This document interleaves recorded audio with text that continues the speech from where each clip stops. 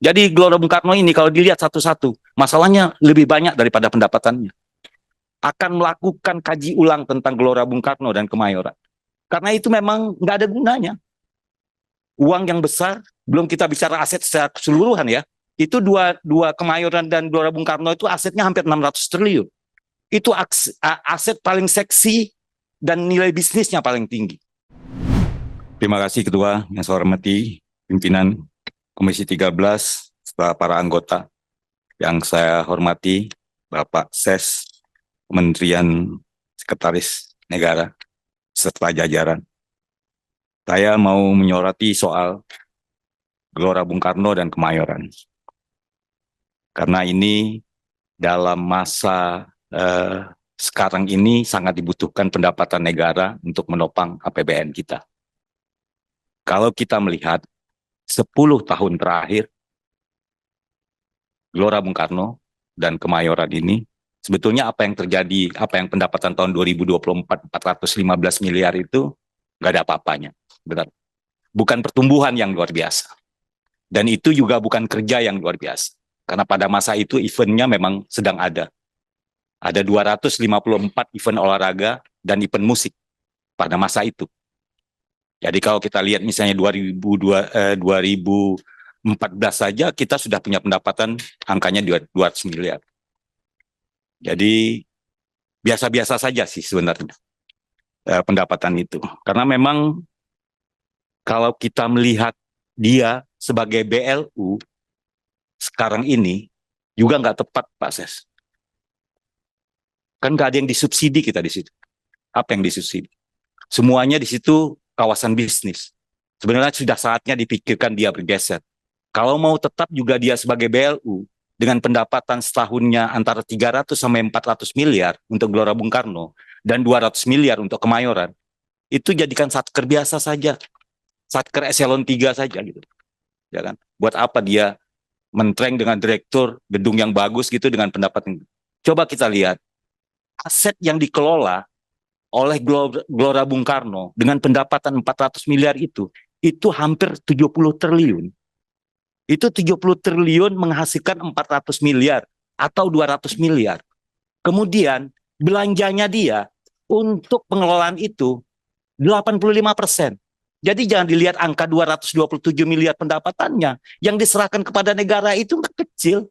20 cuma 30 miliar yang masuk ke dalam APBN-nya. Yang lainnya digunakannya sendiri. Padahal aset yang dia kelola itu 60 sampai 70 triliun. Kalau kita bicara ROA atau AMR atau AR, minimal angkanya 5% untuk BLU. Harusnya dia menghasilkan 5 triliun.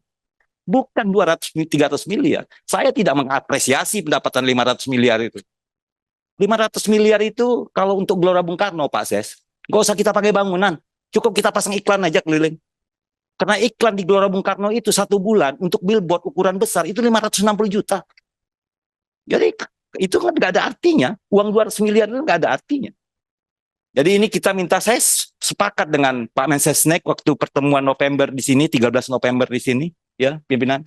Dia menyatakan akan melakukan kaji ulang tentang Gelora Bung Karno dan Kemayoran. Karena itu memang nggak ada gunanya.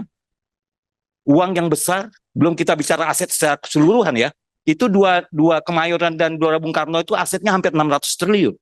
Itu aset paling seksi dan nilai bisnisnya paling tinggi. Kalau kita hanya mau dapat 400 miliar, nggak usah semuanya deh. Kita cukup Art Hotel, Excentury, Wisma Pajar, lapangan golf, Autoland, tambah iklan. Yang lain nggak usah dikelola. Udah dapat itu. Tapi kalau benar menempatkan orang dan sistem bisnisnya benar. Sekarang sistem bisnisnya nggak benar. Kan seperti orang nggak ngerti kita ini. Aset bisnis yang sampai 60 sampai 80 triliun, hasilnya untuk negara itu cuma 20-30 miliar. Kita ngelihat kan Pak Ses jelasin bahwa pendapatan kita 2024 itu meningkat luar biasa 415 miliar. Itu ke negaranya berapa sih? Mereka gunakan paling enggak 200 miliar tuh untuk dapatkan 400 miliar. Ya kan? Macam-macam. Jadi ini perlu dikaji ulang dan pimpinan kiranya kita memberi perhatian kepada Gelora Bung Karno. Tak tahu saya bentuknya tim apa supaya kita bisa membantu pemerintah untuk mendapatkan uang yang besar. ya kan? Itu yang pertama.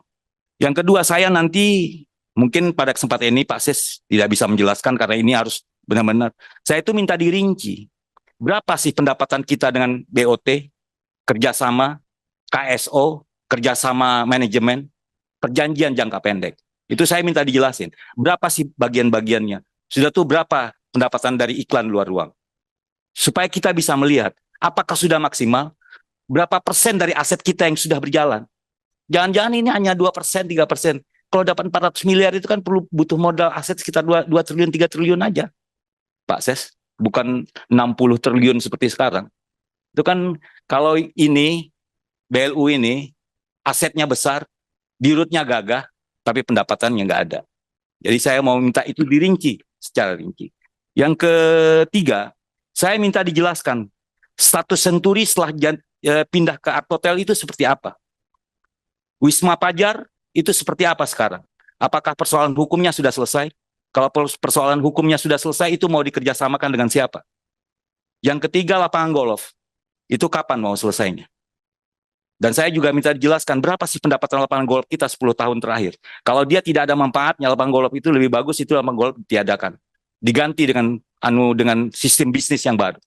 Apakah yang lebih menguntungkan? Yang ketiga, Autoland kapan habisnya? Karena Autoland ini ada masalah juga di tahun lalu.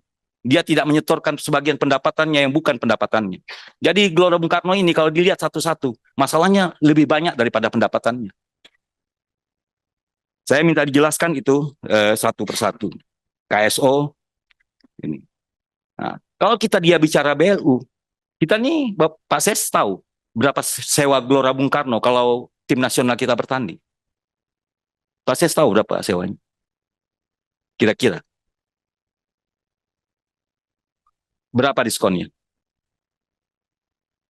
Izin pimpinan. Gini, catat dulu aja. Ya, itu sewanya sekarang 940 juta. Lalu BLU apa itu? Kita merasa kita BLU. Ada klub nasional kita bertanding, itu tagihan kita 940 juta. Itu BLU apa? Harusnya tim nasional kita hanya membayar uang kebersihan saja, sama perbaikan lapangan. Dan celakanya lagi, bayarnya hampir 1 miliar, lapangannya seperti lapangan kabupaten. Lihat di TV.